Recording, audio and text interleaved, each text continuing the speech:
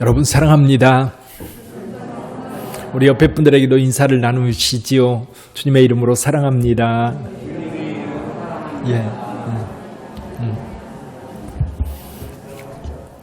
하나님께서 여러분의 삶을 위로하시고 또 여러분의 삶을 축복해 주시기를 주님의 이름으로 축원합니다.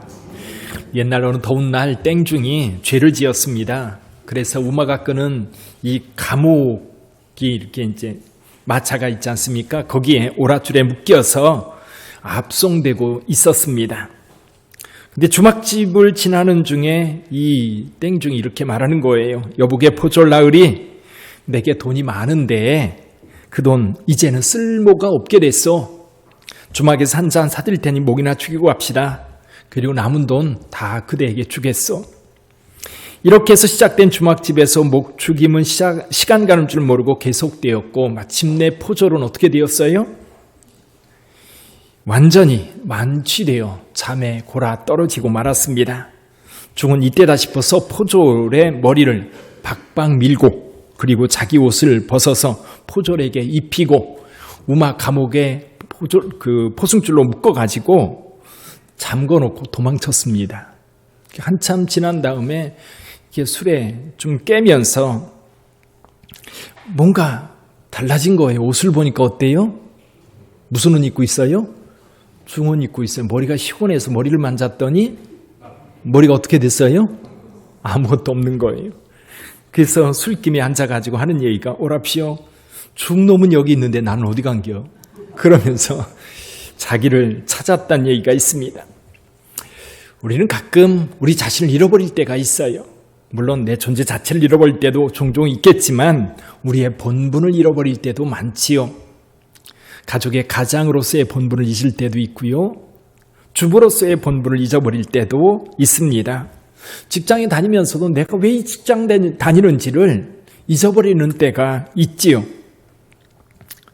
또 성도들도 가끔은 내가 하나님 앞에 구원받은 성도인지 잊어버릴 때가 있습니다. 가끔은 하나님의 자녀인가라는 궁금함이 들기도 합니다. 적어도 저와 여러분들은 잊지 말아야 될 것, 하나님의 택한 자녀요 성도라는 사실만큼은 잊어서는 안 됩니다. 오늘 이 예배를 드리고 있는 여러분, 그리고 유튜브를 통해서 예배를 드리고 있는 우리 성도 여러분, 여러분들 또한 빛된 성결교의 성도라는 사실을 잊지 마시기를 주님의 이름으로 축원합니다. 빛된 성도라는 사실을 까맣게 잃어버리고 함부로 행동한다면 큰일 날 거예요. 그러므로 여러분 잊지 말고 하나님의 백성 그리고 빛된 성결교의 성도임을 분명하게 알고 살아갈 수 있기를 주님의 이름으로 축원합니다. 오늘 성령 강림절입니다. 예수님께서 6월절 전날 십자가에서 죽으셨어요. 그리고 안식일이 지난 후 제3일째 되는 날 다시 살아나셨습니다. 그리고 40일 동안 이 땅에 있으면서 제자들과 함께 머물렀었지요. 그리고 승천하시게 되었을 때 예수님은 제자들에게 말씀합니다. 예루살렘을 떠나지 말고 내게서 들은 바 아버지께서 약속하신 것을 기다리라. 요한은 물로 세례를 베풀었으나 너희는 몇 날이 못되어 성령으로 세례를 받으리라. 이때 제자 중 한 사람이 물어요. 이스라엘이 회복될 때가 이때입니까? 예수님께서 다시 말씀하십니다. 때와 기한은 아버지께서 자기의 권한에 두셨으니 너희가 알 바 아니요 오직 성령이 너희에게 임하시면 너희가 권능을 받고 예루살렘과 온 유대와 사마리아와 땅끝까지 이르러 내 증인이 되리라. 예수님께서 제자들에게 성령에 대한 약속 그리고 성령 받고 난 다음에 어떤 사명으로 일을 해야 되는지를 말씀해 주셨던 겁니다. 성령 세례에 대한 약속과 성령을 받고 난 다음에 사명, 즉 그 사명은 예수님에 대한 증언입니다. 그래서 예수님께서 승천하신 다음에 제자들은 예수님과 함께 마지막 만찬을 가졌던 바로 그 집에 모여서 하나님 앞에 기도하기를 시작했어요. 그 집에 한 120명 정도 모였다고 그랬어요. 그들이 모여서 열흘 정도 간절히 기도하고 있을 때 오순절 날이 이미 이르렀습니다. 그때 기도하고 있는 그들에게 성령이 맺던 겁니다. 오늘 본문의 말씀에 보니까 그들이 한 곳에 모여 있는데 귀로 들리는 소리가 있었어요. 어떤 소리입니까? 호련히 하늘로부터 급하고 강한 바람 소리가 있어 그들이 앉은 온 집안에 가득했다. 귀로 소리가 들렸어요. 그리고 또 눈으로 보인 게 있었어요. 불의 혀가 갈라지는 것처럼 각 사람에게 임하는데요. 이게 눈에 보였습니다. 마치 불의 혀처럼 갈라지는 것들이 그들에게 보여 각 사람 위에 하나씩 임하여 있더니 바람소리 같은 소리를 듣고 그리고 불꽃 같은 것들이 각 사람에게 임하는 것을 볼 때에 그들에게 성령이 임하였고요. 그리고 각 나라 방언으로 말하기를 시작했던 겁니다. 자, 여기 오늘 본문의 말씀에 보니까 많은 사람들이 모여들어서 각 나라에서 온 사람들이 자기네 방언으로 말하는 소리를 듣고 있었던 겁니다. 이렇게 성령 받은 제자들 이제 가만히 있을 수가 없지요. 이들은 능력을 받았습니다. 오늘 본문의 말씀에 보니까 베드로가 나서서 그들에게 이 현상에 대해서 설명합니다. 요엘 선지자가 예언했던 말씀을 쭉 전하면서 21절 마지막에서 이렇게 말씀합니다. 누구든지 주의 이름을 부르는 자는 구원을 받으리라. 할렐루야. 이 복음은 온 세상으로 번져 전 세계로 퍼져 나갔습니다. 사도들이 예수님을 경험했고 그 경험한 예수님을 사람들에게 전하기 시작했어요. 사도들이 경험한 예수 그리스도, 사도들이 들었던 예수 그리스도, 예수 그리스도의 말씀, 이것을 사도들의 경험을 그대로 이제 후손들에게 전해줍니다. 사람들에게 전합니다. 그러면서 이 사도들이 전해주었던 이 전통, 이것을 사도적 전승이라고 해요. 사도적 전승. 그러니까 기독교는 사도들이 경험한 것과 사도들이 예수 그리스도에게 들은 말씀을 전하면서 교회가 탄생했지요. 기독교 교회입니다.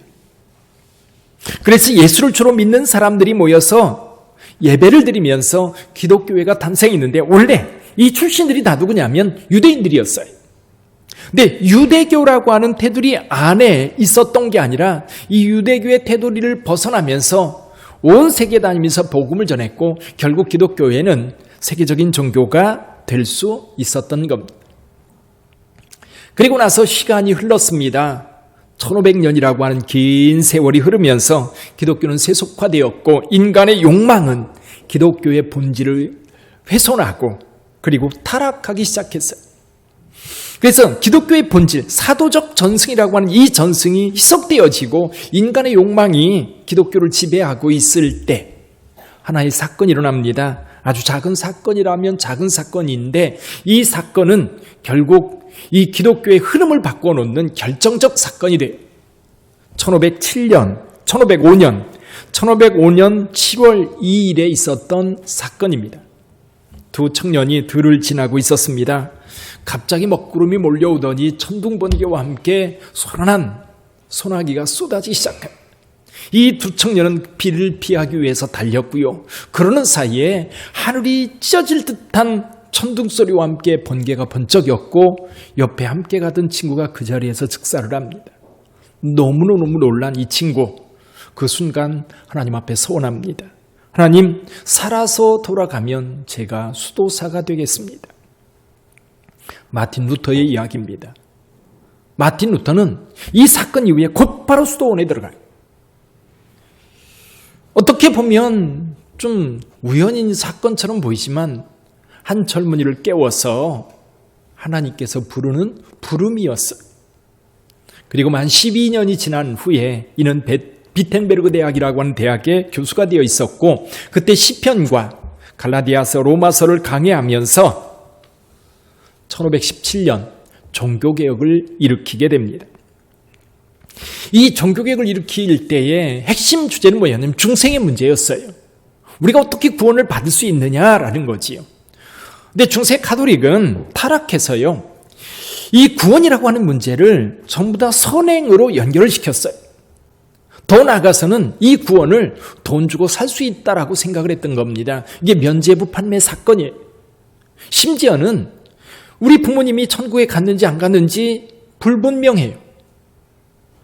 그럼 이 헌금함에 동전, 은전을 땡그랑하고 넣는 순간 이 부모님들이 연옥에 있다가 천국으로 옮겨진다고 떼째리라고 하는 수사가 그렇게 설교하고 다녔었어요. 구원이라고 하는 것은 돈으로 살 수 있는 것도 아니고 내 행위를 통해서 얻을 수 있는 것도 아니라 이거는 철저하게 하나님을 믿는 믿음, 예수께서 우리를 위하여 십자가에 지신 그 사건, 부활하신 그 사건을 믿는 믿음으로 말미암아 의롭게 되고 구원받는다는 사실을 이 종교 개혁자들은 분명하게 알고 있었고 그것을 선포하면서 종교 개혁이 일어나게 된 겁니다. 초대교회 때부터 교회는 쭉 역사적으로 흘러나오면서 1050년에 동로마 교회와 서로마 교회가 완전히 분리가 됩니다. 그래서 서방교회와 동방교회는 각기 약간 다른 특성을 가지고 이 발전해 왔어요. 근데 서방교회가 타락하면서 거기에서 이 개혁된 교회가 새로 생기게 되는데 이것이 프로테스탄트, 즉 개신교입니다. 그래서 이 서방교회는 구교와 신교로 나누어질 수 있어요. 구교는 현재 카톨릭교회라고 하는 곳이고요. 신교는 프로테스탄트, 즉 개신교가 됩니다. 근데 이제 이 개신교회가 이렇게 믿음으로 말미암아 의에 이른다라고 하는 이 주제를 가지고 개혁에 성공했고 그 흐름이 쭉 내려오면서 또 한 가지 좀 딜레마에 빠집니다. 그게 뭐냐면 성도들이요. 나 예수님 믿어. 믿음으로 말미암아 나 구원 받았어. 그러면서 삶을 함부로 사는 거예요. 주중에 술집에 가서 곤드레 만드레가 되고 악한 짓을 마음대로 저지르다가 주일만 되면 어떻게 해요? 교회 와서 회개하면 되는 거예요. 얼마나 좋아요? 멋대로 살다가 악하게 살다가 주일만 되면 교회 와서 회개하면 용서해주고 성찬 떡 받아먹고 그리고 또 세상에 나가서 그렇게 사는 거예요. 이건 아니다 싶었던 독일의 한 개혁가들이 일어나는데 그게 이제 경건주의자들이에요. 스페너라든지 진제놀프라든지 이런 사람들. 삶이 예수를 믿어 하나님의 자녀가 되었으면 삶이 거룩해져야지 이 삶이 엉망인 사람이 과연 구원받았다고 말할 수 있겠는가? 이 사람들의 영향을 받은 또 한 사람이 성령의 능력을 경험하는 사건이 있었어요. 1738년 5월 24일의 사건입니다. 그날 수요일이었어요. 올더스게이시라고 하는 거리를 지나다가 모라비안 교도들이 모여서 예배를 드리는 그곳에 따라 들어갔던 요한 웨슬레. 그날 일기에 이렇게 쓰고 있습니다. 9시 15분경 그가 그리스도에 대한 신앙을 통하여 마음속에서 하나님이 역사하시는 변화에 대해 말하고 있는 동안 나의 마음이 이상하게 뜨거워짐을 느꼈다. 따라서 그는 나의 죄마저도 소멸하시고 나를 죄와 죽음의 법에서 구원하셨다는 확신을 갖게 되었다. 존 웨슬레 목사님의 이야기입니다. 그리고 나서 그의 가을부터 복음을 전하기 시작합니다. 그러면서 영국을 성령의 불길로 불붙여 놓는 놀라운 역사가 일어나게 되죠. 이렇게 해서 요한 웨슬레 목사님을 통해서 만들어졌던 감리교 운동이라고 하는 운동은 미국으로 넘어가면서 두 갈래의 갈래로 이제 약간 색깔을 달리하기 시작합니다. 하나는 고교회주의. 원래 이제 존 웨슬레 목사님은 성공회 목사라고 하는 것을 한 번도 잊은 적이 없었어요. 그래서 성공회의 전통, 즉 예전적 예배와 고교회주의적인 예배의 전통을 이어받은 감리교가 있었고요. 또 한쪽은 오히려 웨슬레가 들에 나가서 또 광장에서 가난한 자들, 탄광촌에 그런 곳에 다니면서 복음을 전했던 현장 예배, 그리고 가난한 자들 돌봤던 그런 것, 사회운동을 일으켰던 그 현장 예배들이 또 하나의 흐름으로 나타나겠는데 이것은 성령의 강력한 역사 속에서 이루어진 겁니다. 그것이 미국으로 가서 두 갈래로 갈라지게 되는데 하나는 감리교 운동, 하나는 성결 운동입니다. 그래서 미국에서는 만민 성결 운동이라고 하는 운동으로 이어지면서 큰 부흥을 경험하게 되지. 이때 미국에서 이 무디의 부흥 운동에 영향을 받은 카우만과 길본이라고 하는 사람이 동양 선교회를 조직해서 동경에 성서신학원을 만들게 됩니다. 이때 이제 일본 사람 나카다 주지의 영향 때문에 일본으로 오게 되지요. 근데 1905년에 한 사람이 거기에 들어갑니다. 김상준이라고 하는 분이지요. 이분이 1907년, 그러니까 종교개혁이 1507년에 마틴 루터의 변화로부터 이어졌다고 한다면 그로 200년 뒤 존 웨슬레 목사님을 통해서 성령운동이 일어나게 되고, 그리고 또다시 200년 뒤에 한국에 1907년 5월 30일에 김상준, 정빈이라고 하는 두 분이 복음을 전하기 시작합니다. 지금 그 시청 자리죠. 서울시청이 있는 바로 뒤편에서 복음을 전하기 시작했는데, 이분들이 전하는 복음을 듣고 많은 사람들이 모여들기 시작합니다. 그래서 김상준이라고 하는 분의 고향에 그 큰 부자였습니다. 근데 사실 이 김상준이 예수를 믿는다는 것 때문에 아버지가 내쫓았거든요. 그래서 동경에 가서 신학교에서 신학을 공부하고 사역자가 돼서 돌아왔을 때 아버지를 찾아갑니다. 그리고 아버지 보고 도와달라고 그래요. 내쫓은 아들인데 아버지가 쉽게 도와주겠어요? 그럼에도 불구하고 아버지는 아들의 청을 거절하지 못하고 일정한 돈을 이제 마련해서 줍니다. 그렇게 해서 마련된 것이 지금 중앙성결교회 전신인 그 염곡동 전도관입니다. 그리고 그 이후에도 아버지한테 필요하면 쫓아가지고 도와달라고 그랬다고 그래요. 그래서 결국 아버지는 그 동네 10,000평이 넘는 땅을 다 팔아서 아들 다 대주고 그 마을을 떠났다고 합니다. 이것이 성결교회의 기초가 되었던 거예요. 그래서 여러분, 우리 빛된 성결교회, 이 성결교회는 몇 가지 중요한 전환점이 있지요. 우리는 유대교가 아니라 기독교입니다. 사도적 전승 가운데 있는 교회입니다. 두 번째는 종교개혁자들의 전통 가운데 있는 교회입니다. 종교개혁의 테두리 안에 있는 개신교라는 얘기지요. 근데 개신교에 여러 가지 종파가 있지요. 루터교회, 개혁교회, 침례교회, 이런 교회들이 있다면 우리 성결교회는 그 가운데에서도 웨슬레가 성령운동을 일으키면서 만들어진 감리교 운동을 통해서 만들어진 교단이다. 근데 이 감리교 운동이 사실 미국으로 건너가면서 만민 성결운동이라고 하는 성결운동의 영향을 받은 교단이 우리 성결교회예요. 그래서 이제 웨슬레 목사님이 사역했던 그 방향이 이게 통합적이었다고 한다면 미국으로 건너가서 고교회적인 그 이제 교회 중심의 사역이 있다면, 또 한편으로는 현장 예배, 성령이 역사하는 그런 예배의 흐름이 있었어요. 여기는 성결교회와 순복음교회가 우리나라에서는 그런 계열에 속한다고 한다면, 지금 우리나라의 한국의 감리교회는 아마도 이쪽 그 우파에 속한다고 볼 수가 있지. 그렇게 해서 만들어져서 성결교회가 오늘까지 오게 된 겁니다. 그래서 성결교회는요, 성령운동과 관련이 깊고요. 그리고 성령의 능력 안에 사는 삶인 거예요. 그래서 종교개혁자들은 관심이 어디에 있었느냐면 중생의 문제, 중생, 어떻게 구원받느냐, 믿음으로 말미암아 의에 이르고 구원받는다라고 하는 이 주제가 중심 주제였다고 한다면, 이 요한 웨슬레 목사님을 통하여 만들어진 이 교단들은요, 삶의 문제예요. 예수님을 믿었으면 예수님을 믿는 사람들은 어떻게 살아야 되느냐라는 거예요. 이게 성결의 문제죠. 그래서 이 성결의 문제가 우리 성결교단의 굉장히 중요한 주제이고, 그러다 보니까 우리 성결교회 성도들은요, 믿음에 기초해서 여러분의 삶이 세상살이 볼 때도 그렇고 하나님이 보실 때도 그렇고 사탄이 볼 때도 그렇고요, 여러분들은 거룩한 삶이 되어야 되는 거예요. 지저분한 삶이 아니에요. 거룩한 삶이에요. 하나님의 온전한 삶이 여러분의 삶을 지배하고 이끄시기를 주님의 이름으로 축원합니다.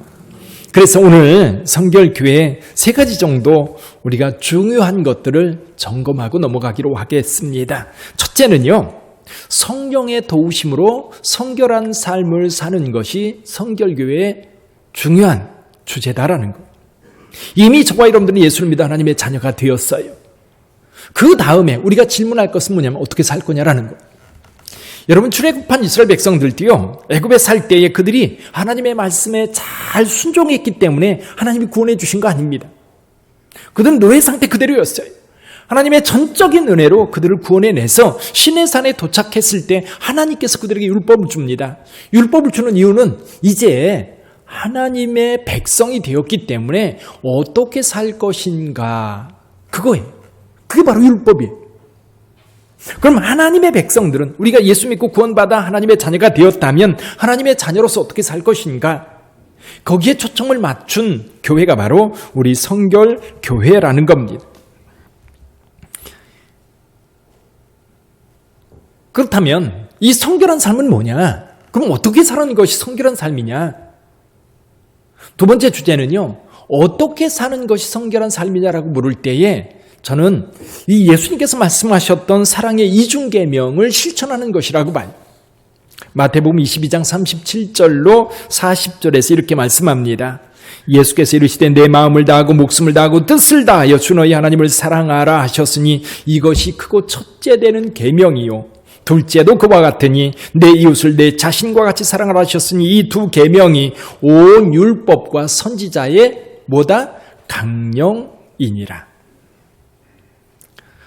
자, 하나님을 사랑하고 내 이웃을 내 몸과 같이 사랑하라 하셨어요. 그럼 어떻게 하면 하나님을 사랑하는 거지요?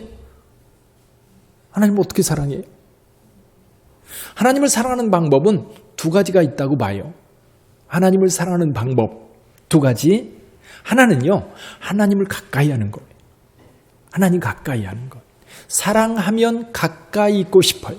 사랑하면 마음도, 몸도, 삶도 가까이 하려고. 그래서 젊은 청년들이 서로 사랑하면 자꾸 가까이 하다가 결국 결혼하는 거예요. 어제도 우리 최원 결혼했는데요. 사랑하니까 결혼하는 거예요. 더 가까이 살고 싶어. 여러분, 사랑하면 가까이 합니다. 그러면 하나님을 가까이 하는 것이 하나님을 사랑하는 방법일 텐데 어떻게 하나님을 가까이 할 수 있지요? 우리가 하나님을 가까이 할 수 있는 방법 몇 가지가 있습니다. 기도하는 겁니다. 기도하는 것은 하나님과 함께 머무는 거예요. 하나님과 함께 머무는 것. 또 하나는 하나님의 말씀에 늘 귀를 기울이는 것. 얼마 전에도 어떤 모임에 갔는데요. 나이가 많으신 장로님이 한 분 계셨어요. 귀가 잘 안 들리시나 봐요. 안 들리시니까 누가 저쪽에서 말하면 자꾸 귀를 갖다 대는 거예요. 자꾸 들으려고. 우리가 하나님의 음성, 하나님의 뜻을 알려면 귀를 기울여 하나님의 말씀을 들어야 되거든요. 하나님께서 말씀해 주셨어요. 성경이 있고, 그리고 그 말씀을 우리가 잘 모르니까 배우고, 그리고 그 말씀의 뜻이 무엇인지 계속 묵상하고, 그러면서 하나님께 가까이 할 수 있어요.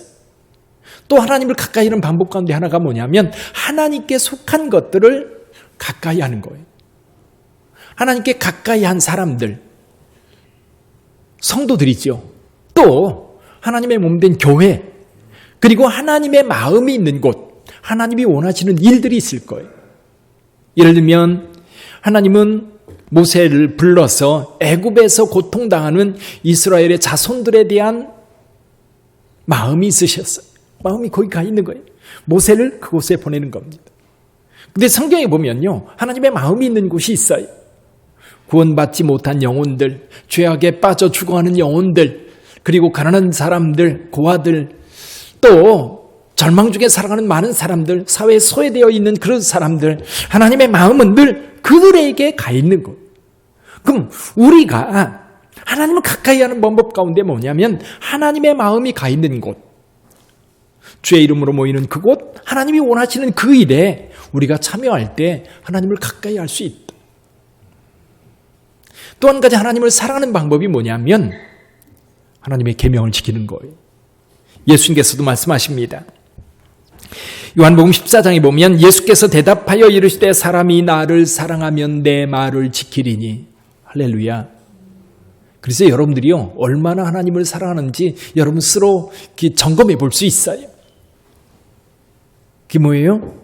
여러분들이 얼마만큼 하나님 앞에 기도하는지, 얼마만큼 하나님의 말씀에 귀를 기울이는지, 성경을 읽고 묵상하고 또 배우고 또 하나님의 마음이 있는 곳에 늘 생각하면서 거기에 하나님의 마음이 있을 거야, 거기에 하나님께서 마음을 두고 계실 거야 생각하면서 그곳으로 내 발걸음, 내 마음 내 행동이 자꾸만 그곳을 향한다고 한다면 여러분들은 하나님을 사랑하는 사람들이에요. 또 한 가지는 하나님의 말씀을 듣고 말씀대로 살려고 무던히 애쓴다면 여러분들은 하나님을 사랑하는 겁니다. 그런데 하나님의 말씀을 지킨다고 하는 개념조차 희미해서 어쩌다가 깜짝 놀라서 내가 크리스찬인데 그 정도는 지켜야지. 거기서 한 걸음 더 나가세요. 거기서 한 걸음 더 나아가 하나님의 말씀을 따라서 순종하며 지키려고 할 때 여러분들은 하나님을 사랑하는 거예요. 그래서 여러분, 우리가 성결한 삶, 지금 성령의 능력 안에서 오늘 우리의 삶을 거룩한 삶으로 만드는 것은 결국 하나님을 사랑하는 것이고 하나님께서 하나님의 형상을 따라 지음받은 이웃들을 사랑하는 것인데 이 두 가지를 여러분들이 실천하면서 성결하게 사는 거예요. 물론 바리새인들은 세상 사람들과 분리시키려고 했어요. 죄 짓는 사람과 율법 지키지 않는 사람들과 분리하려고 했는데 이 분리하는 것으로 거룩한 게 아니라 하나님과 가까이 하고 하나님의 마음이 있는 그곳에 여러분의 삶이 그리고 여러분의 그 삶의 현장이 그리고 여러분의 마음이 가 있을 때 하나님을 진정으로 사랑하는 것이고 그게 바로 성결한 삶입니다. 세 번째로 그렇게 성결하게 사는 이유가 뭐냐라는 거예요. 내가 왜 성결하게 살아야 되지요? 물론 내가 성결하게 살아야 되는 이유는 은혜 때문입니다. 이미 하나님께서 예수 그리스도를 보내서 우리의 구원을 위해서 모든 일을 행하여 놓으시고 우리에게 말씀하셨죠. 믿으면 구원을 받으리라. 믿으면 구원을 받으리라. 그래서 예수를 믿어 구원받았고 하나님의 택한 자녀가 되었고 하나님이 주시는 각종 은혜를 따라 오늘 살고 있어. 여러분 오늘 살아있는 게 기적인 줄 믿습니다. 어떤 분이 그러더라고요. 90일 전에 여러분은 여러분이 아니래요. 세포가 다 바뀌었대요. 그렇죠? 세포가 다 바뀌어서 이미 석 달 전에 여러분은 여러분이 아닌 거지. 어쨌거나 여러분 우리는 이미 하나님의 은혜를 따라 오늘 여기에 있습니다. 그런데요, 우리에겐 또 다른 은혜를 향해서 나갑니다. 그게 뭐냐면 영원한 생명에 영혼에 대한 그리고 예수 그리스도의 재림에 대한 약속이 있기 때문에 그 약속을 믿는 자들이 오늘 성결하게 사는 거예요. 오늘 거룩하게 사는 거예요. 하나님의 사랑을 실천하며 사는 거예요. 미래가 없다면 그냥 함부로 살 거예요. 뭐 굳이 남 눈치 보면서 살고 뭐 있어요. 그냥 살다가 죽으면 그만인 거를. 그렇잖아요. 그래서 성경에서도 사도 바울도 그런 얘기를 하는 겁니다. 여러분 미래가 없으면 죽은 자의 부활과 그리고 영생이라고 하는 소망이 없으면 오늘 살다가 죽을 거 내가 원하는 대로 내 마음대로 살다가 죽지 뭐 남 눈치 보면서 살고 뭐 있어요. 오늘날 우리 시대에 우리 사회가 지금 그렇게 사는 사람들이 너무 많은 거예요. 남 눈치 안 보고 나 좋은 더 그러니까 법이 있으니까 법 테두리 안에서 남에게 손해를 끼치지 않는다면 내가 내 마음대로 내 멋대로 악하게 살든 병들어 죽든 그럼 무슨 상관이냐는 거지. 그러나 여러분 분명한 게 있어요. 우리에게는 죽음 이후에 영생에 대한 소망이 있습니다. 예수님께서 재림하여 다시 오시겠다고 약속하셨어요. 그 약속이 있기 때문에 오늘 우리의 삶이 거룩해져야 되는 거예요. 그래서 성결교회는요 재림의 교리라고 하는 것이 굉장히 중요한 주제인 겁니다. 주님께서 다시 오실 그날 다시 재림하여 오실 그날에 하나님 앞에서 심판받을 것을 생각하면서 오늘 우리의 삶을 어떻게 살아갈 것인가 살펴보는 것이 성결교회가 관심 갖는 부분이라는 거지. 사랑하는 성도 여러분, 물론 개신교회 각 교단마다 특성들이 있어요. 강조점이 약간씩 다릅니다. 그럼 본질적으로는 같아요. 성결교회가 관심 갖는 것은 그래서 전도표제로 중생과 성결과 신유와 재림이라고 하는 네 가지 주제를 가지고 성결교회의 특성을 만들어가고 있고요. 그리고 성결교회는 한국교회 개신교회 가운데에서도 가장 건전하고 건강한 교단. 그래서 저와 여러분들이 어딜 가든지 빛된 성결교회 성도라는 사실을 잊지 마시기를 주님의 이름으로 축원합니다. 그리고 여러분들이 성결교회 성도라는 사실을 어디를 가서든지 자랑스럽게 이야기하시기를 바랍니다. 물론 거기에 맞게 살아가야 돼 있죠. 그래서 여러분의 삶이 거룩하고 성결한 삶이 되어서 세상을 새롭게 하는, 그래서 주님 오시는 그날까지 이 땅에 하나님의 나라를 이루어가는 힘있고 능력있고 사랑 넘치는 우리 빛된 교회 성도들이 다 되시기를 주님의 이름으로 축원합니다. 기도하겠습니다.